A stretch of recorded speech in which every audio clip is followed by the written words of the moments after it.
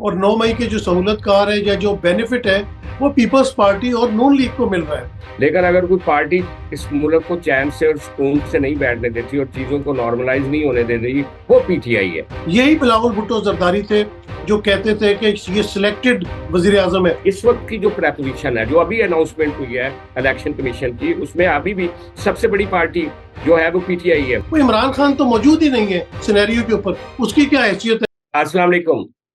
नया दौर media network का शो है खबर गर्म, और मैं हूं सज्जाद अनवर। और मैं हूं नसीम सिद्दीकी। सज्जाद साहब, वो कल जो एक प्रोग्राम आ रहा था शाहजेब खानजादा का, उसमें फैसल वाडा साहब थे मौजूद। आपको पता है कि फैसल वाडा साहब काफी बातें करती है, वो ब्रेकिंग न्यूज होती है, लेकिन हम उसको साफ्ती तौर पे ब्रेकिंग न्यूज तो नहीं कहेंगे क्योंकि उनकी कोई उसके ऊपर कोई इन्वेस्टिगेटिव जर्नलिज्म नहीं होती। सबको पता है कि उनका ताल्लुक कहाँ से और वो कहाँ से खबरें लेके आते हैं, बल्कि वो इत्तला लेके आते हैं। तो बड़ी हैरानगी हुई कि वो कह रहे हैं कि पार्लियामेंट में लॉ पास किया जाएगा 9 मई के हवाले से। और उसके बाद जो जो सवाल जवाब हुए आपने भी सुने कि सजाएं उसमें दी जा सकती है, इमरान खान को भी सजा दी जा सकती है। पाकिस्तान की मईशत दिन ब दिन गिरती चली जा रही है, गरीब 2 वक्त की रोटी नहीं खा पा रहा।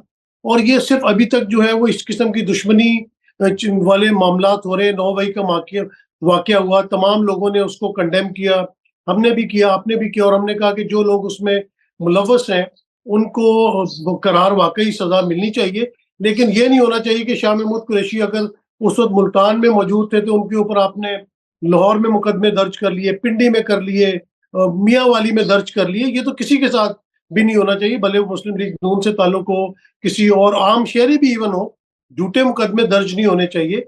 तो ये 9 मई को क्या, इसका मतलब तो फिर ये है कि लोग जो कहते हैं कि 9 मई एक बहाना है और 9 मई के जो सहूलतकार है या जो बेनिफिट है वो पीपल्स पार्टी और नून लीग को मिल रहा है।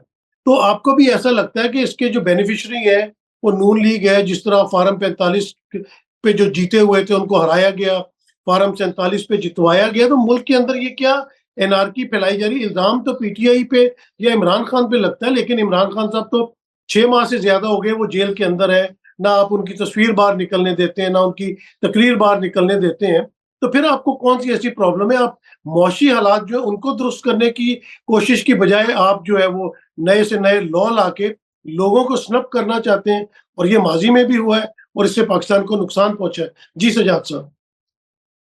असल बात यह है कि गवर्नमेंट ये समझती है कि पाकिस्तान के जो मुआशी हालात है उनके ना संभलने की एक वजह डिस्टेबलाइजेशन है, और डिस्टेबलाइजेशन का जो मेन सोर्स है वो पीटीआई है और इमरान खान। क्योंकि इमरान खान और पीटीआई ना पार्लियामेंट में सुकून से बैठते हैं, ना रोज जलसे जुलूस करते हैं, और वो कहते हैं हम किसी चीज को नहीं मानते, ना इस हुकूमत को समझते हैं कि कानूनी है, और ना वो जो एस्टेब्लिशमेंट के साथ तो उनकी पुरानी लड़ाई है ही। लेकिन हम इसी प्रोग्राम में मैं आपके साथ ये गुफ्तगू करता रहता हूँ कि इस डिस्पेंसेशन ने, ये जैसे भी बनी है गवर्नमेंट, इसने और एस्टेब्लिशमेंट ने उसी तरह मिल के काम करना है जिस तरह से मिल के बाजवा साहब और इमरान खान साहब ने 3 साल काम किया था। एक पेज की कहानी उस वक्त भी थी और आज भी एक पेज की कहानी। उसमें इमरान खान साहब जो हैं उनके लिए रास्ता क्या है? उनके लिए एक ही रास्ता है कि वो अपोजिशन करें और अपोजिशन में अपनी जमात को अपोजिशन में प्लेस करें। अगर वो ये समझते हैं कि वो इस सारे सिस्टम को गिरा देंगे, पार्लियामेंट को गिरा देंगे, कि जिस तरह से अलीम इन गंडापुर की बातें हैं या जैसे दूसरे लोगों की बातें हैं, जैसे वो अंदर से बैठ के एस्टेब्लिशमेंट को डायरेक्ट चैलेंज करते हैं, जैसे रुश्ता बीबी ने एस्टेब्लिशमेंट के मुख्तलिफ अफराद के बारे में जो अल्फाज इस्तेमाल किए, जिनको बाद में पीटीआई के चेयरमैन ने रोक दिया। और खुद इमरान खान भी कहते हैं कि अगर उनके साथ जो भी हो रहा है वो आर्मी चीफ कर रहे हैं। तो बेसिकली जो लड़ाई है वो तो उस वक्त एस्टेब्लिशमेंट की लड़ाई नून लीग के खिलाफ थी और पीपल्स पार्टी के खिलाफ इमरान खान था। आज उनकी लड़ाई जो है वो इमरान खान के खिलाफ है। तो बेनिफिशरी ये दो जमातें हैं, ये बड़ा बाई डिफॉल्ट होता है इस मुल्क में, ये कोई नई बात नहीं है। अब ये लोगों को रिलीफ देना या मईशत को ठीक करना, वो ये कहते हैं कि हमने एसआईएफसी बना ली, हमने सऊदी अरब के साथ बात कर ली, उनके पैसे आ गए, हम आईएमएफ के प्रोग्राम में चले गए, वहां से भी चीजें ठीक हो रही हैं, दुनिया में इंडिकेटर हमारे ठीक हो रहे हैं। हमारे पास जो रिजर्व्स हैं वो $10 अरब के दोबारा वहां तक पहुंच गए हैं। लेकिन अगर कोई पार्टी इस मुल्क को चैन से और सुकून से नहीं बैठने देती और चीजों को नॉर्मलाइज नहीं होने दे रही, वो पीटीआई है। और इसीलिए ये जो फैसल वाडा साहब है, रात वो उन्होंने जो काफी तफसीली गुफ्तगू की, उन्होंने कहा कि बहुत सारे लोग जाके इमरान खान साहब के कान भरते हैं कि जनाब बाहर तो इनकलाब तैयार है, आप ये कर दें, आप वो कर दें। और उसने ये भी कहा कि पहले कहता है, उसने बताया ना कि एक आलिम दीन है बहुत बड़े और उनकी बड़ी फॉलोइंग है। उसने जब इमरान खान वजीर आजम थे तो वो जाके उनको कहने लगे कि मैं आपके लिए हुजूर पाक सल्लल्लाहु अलैहि वसल्लम का पैगाम लेकर आया हूँ। उन्होंने आप तो कहता है कि लोग दिमाग खराब कर देते हैं बाजू का लीडरों का, और वो सही फैसले उस वक्त नहीं कर पाते, करेक्टिव मेजर्स नहीं ले सकते। सादा ख्वाजा साद रफीक ने आज बड़ी जबरदस्त बात की, उसने कहा कि अल्टीमेटली इमरान खान को सियासी जमातों से बात करनी पड़ेगी। अब वो कह तो रहे हैं कि मैं इन सियासी जमातों से बात नहीं करूंगा, तो जब साल 1.5 साल में उनको पता चलेगा कि एस्टेब्लिशमेंट उनके साथ बात नहीं करती, तो उनको रास्ता तो सियासी जमातों के जरिए ही मिलेगा। जैसे नवाज शरीफ पीडीएम बनाने की वजह से ही नवाज शरीफ और नून लीग को एक रास्ता मिला था, इसी तरह ही होता है। मेरा तो ये ओपिनियन है। जी, जी, सज्जाद साहब, आपकी एक बात से तो मैं बिल्कुल सहमत हूँ, जो आपने आखिर में की है। जब 90 के अंदर बिकरिंग पॉलिटिक्स थी, पीपल्स पार्टी और नून लीग दस्ते गिरेबां थे, और उन्होंने देखा कि अपना 12 अक्टूबर 1999 को मुशर्रफ का मार्शल लॉ लगता है, और फिर लंदन के अंदर चार्टर ऑफ डेमोक्रेसी होता है, ऑल पार्टीज कॉन्फ्रेंस होती है, और फिर ये दोनों जमातें पाकिस्तान में वापस आती हैं, जमहूरियत भी बहाल होती है, और जो चार्टर ऑफ डेमोक्रेसी में कुछ बातें डिस्कस की गई थी उसके ऊपर अमल भी होता है, जिससे जमहूरियत को काफी तकवीत मिलती है, और पीपल्स पार्टी और नून लीग को भी काफी तकवीत मिलती है। इस बात से तो मैं सहमत हूँ कि इमरान खान साहब को सियासी जमातों से बात करनी पड़ेगी। थोड़ा सा कुफर तो ये टूटा कि जिस तरह मौलाना के बारे में जबान इस्तेमाल की जाती थी, वहां से और यू टर्न हुआ, कुछ उनसे बात की गई, फिर महमूद अचकजई साहब को अपना सदारती उम्मीदवार बनाया गया था। तो ये कल भी मैं एक जगह बैठा हुआ था, और जो हमारी बड़ी स्टैब्लिशमेंट है उसके कुछ रिटायर्ड लोग मौजूद थे, तो मैंने उनसे पूछा कि हालात आपको किस तरफ जाते नजर आते हैं। उन्होंने कहा, देखिए जी, स्टेटस को है, ये कोई नहीं तोड़ सकता, जिसके पास पावर है उसके पास पावर है। जब तक उस पावर को कोई चैलेंज नहीं करेगा, जब तक उसको अपनी पावर खतरे में नजर नहीं आएगी, तो वो मामला इसी तरह चलते रहे हैं। और यही हुआ था कि मुशर्रफ बहुत पावरफुल था, आपने देखा था कि एक वक्त वो कैसे मुक्के लहराता था, लेकिन जब सियासी और जमहूरी पार्टियां इकट्ठी हुई और उनकी पावर को चैलेंज किया गया, तो उनको घुटने टेकने पड़े। तो यहाँ पे बिल्कुल सियासी जमातों को, जिस तरह आपने कहा, और इमरान खान को खास करके सियासी जमातों से बात करनी पड़ेगी। अच्छा, दूसरी तरफ जो कहा जाता है कि इमरान खान जो है वो डिस्टेबलाइज करता है, मैं इस बात को इसलिए नहीं मानूंगा कि जमहूरियत में किसी भी सियासी जमात को एहतजाज करने का हक है। जब पीटीआई की गवर्नमेंट थी, इमरान खान साहब वजीर आजम थे, मौलाना फजल रहमान का धरना आया इस्लामाबाद के अंदर। उसके अलावा आपने देखा कि लॉन्ग मार्च हुई, कराची से लॉन्ग मार्च चली है बिलावल भुट्टो जरदारी की। अपोजिशन जो है वो कागजात फाड़ फाड़ के फेंकती थी पार्लियामेंट के अंदर। यही बिलावल भुट्टो जरदारी थे जो कहते थे कि ये सिलेक्टेड वजीर आजम है। अब उसको सिलेक्टेड वजीर आजम नहीं नजर आता, उनको साफ नजर आता है कि किस तरह फार्म 47 के ऊपर नून लीग की हुकूमत बनाई गई है।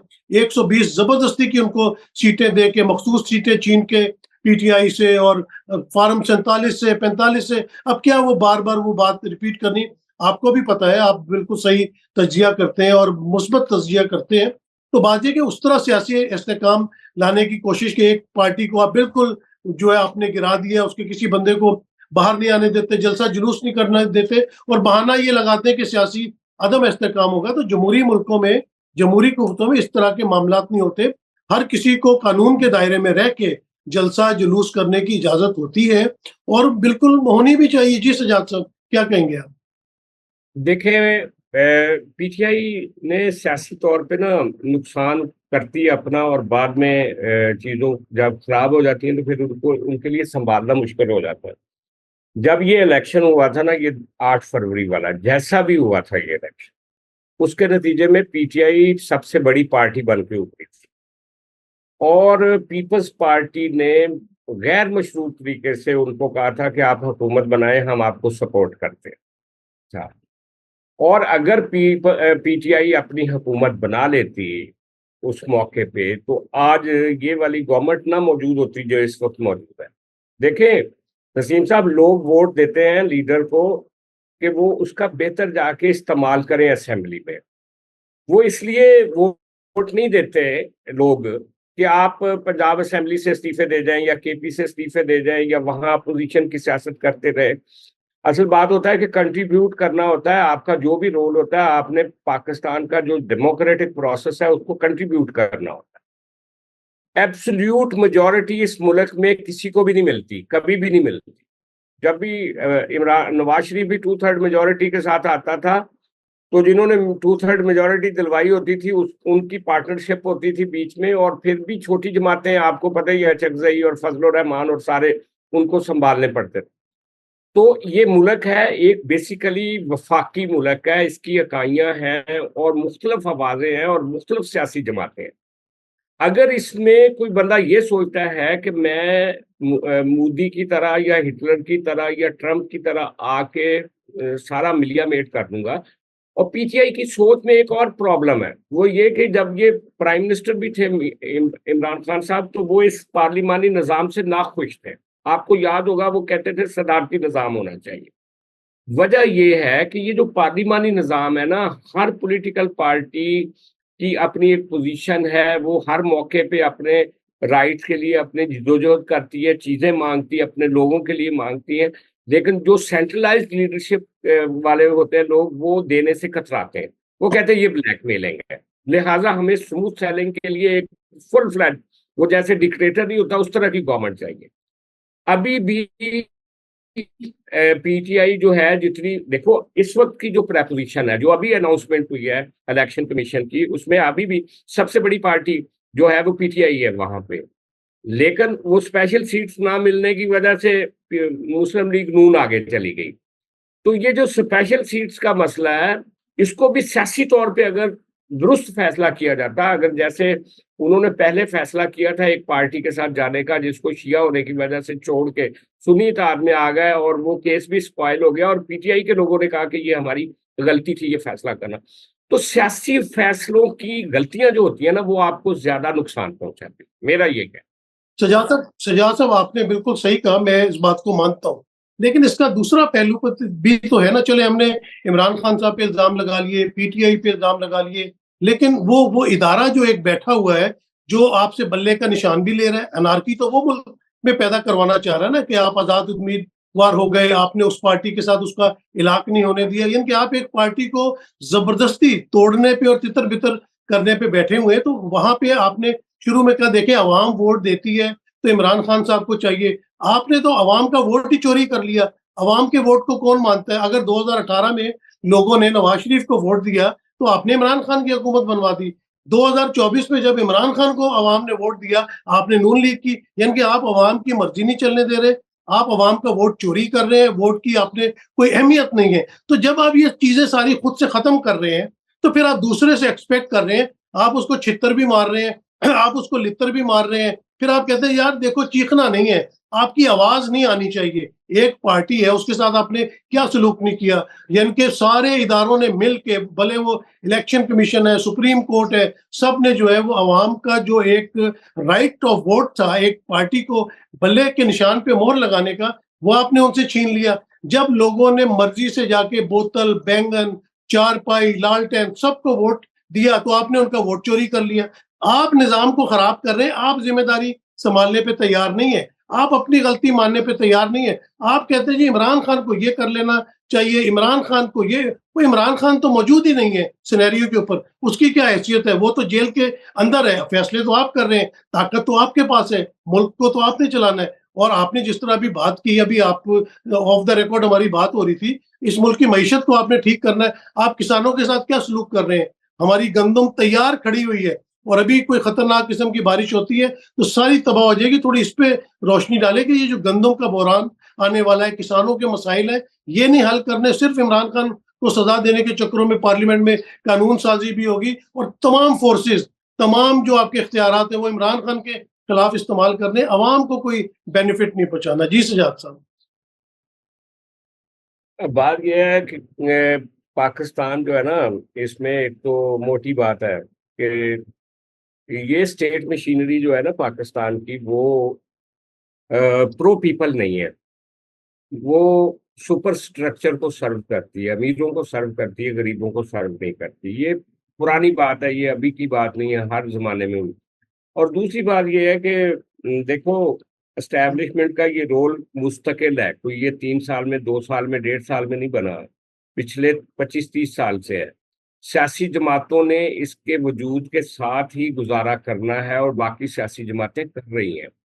बुरे हालात में भी इमरान खान को कोऑपरेशन की ऑफर शहबाज शरीफ ने भी दी थी, बिलावल भुट्टो ने भी दी थी, जरदारी साहब ने भी दी थी जब वो पावर में थे, लेकिन उन्होंने नहीं मानी। वो अपोजिशन में भी नहीं मानते, गवर्नमेंट में भी नहीं मानते। ये उनका कसूर है, गैर सियासी माइंड है, आप इसको माने या ना माने, इसीलिए फिर सजा मिलती है। अच्छा, दूसरी तरफ ये जो किसानों के साथ हो रहा है ना, ये बहुत ज्यादती है नसीम साहब। वजह यह है कि एक तो इस मुल्क में या तो कोई चीज होती नहीं है तो उसकी बहुत किल्लत होती है, और जब वो होती है तो इतना ज्यादा बहुतात होता है कि आपके पास संभालने की कैपेसिटी नहीं होती। जैसे आपको याद होगा कि पहले बत्ती की लोड शेडिंग होती थी, तो आजकल आपने इतनी कंपनियां बना दी कि अब आप उनको कैपेसिटी पेमेंट कर रहे हैं। इसी तरह गंदम का एक जमाने में पिछले साल कुछ मसला बना था, क्राइसिस था, तो लोगों ने, हुकूमतों ने जाके गोदाम खाली करवा के तो आटा पूरा करवाया था, याद होगा, स्टॉकिस्ट का। इस दफा क्या हुआ, इस दफा इन्होंने, केयर टेकर गवर्नमेंट ने जाते हुए अपनी तरफ से फूड सिक्योरिटी को सामने रखते हुए गंदम खरीद ली। वो गंदम जो गोदामों में पड़ी हुई है, गोदाम आपके खाली नहीं है। और दूसरी बात यह है कि इस वक्त बम्पर प्राइस बम्पर एक फसल आ गई है, क्योंकि आपने 3900 रेट डिक्लेयर कर दिया था किसान के लिए। और इस वक्त पंजाब गवर्नमेंट जो 78% टोटल वीट जो है ना, वो प्रोडक्शन पंजाब में होती है।